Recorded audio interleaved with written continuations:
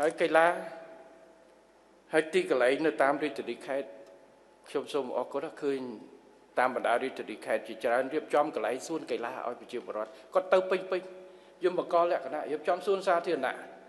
រៀបចំច្រើននៅគ្រប់ខេត្តទាំងអស់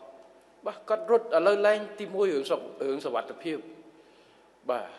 ទៅម៉ោង4ម៉ោងអីគាត់ពេញកន្លែងអត់ព្រួយរឿងចោលប្លន់ចោលអីម៉ូតូអីចឹងគាត់ទៅទី2បរិស្ថាន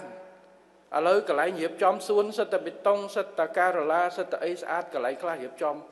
វាស្មៅវាអីប៉ាសុខភាពគាត់ទៅទៀតបាទហើយទី3ការរស់នៅរបៀបស៊ីវិល័យរបស់ប្រជាពលរដ្ឋយើងដែលខ្ញុំថាស៊ីវិល័យការទំនើបកម្មរបស់យើងកាលមុនហ៊ានតែការពីខ្ញុំនៅក្មេងហ៊ានពីណាចាក់មញ៉េរំមើលគេអង្គុយគេឈរមើលសើចលើហើយតែឥឡូវអត់ទេរំធម្មតាបាទជាកីឡាចាក់មញ៉េរមើលរំគ្រប់គ្នាបាទអញ្ចឹងការប្រែប្រួលនេះដែលយើងត្រូវធ្វើឲ្យសូមឲ្យបន្តទៅលើនេះបាទរដ្ឋបាលរាជធានីខេត្តរៀបចំកន្លែងកីឡារៀបចំសួនសាធារណៈបូកជាមួយនឹងការថែរក្សានៅស្ថិរភាពសន្តិសុខរបស់បងប្អូន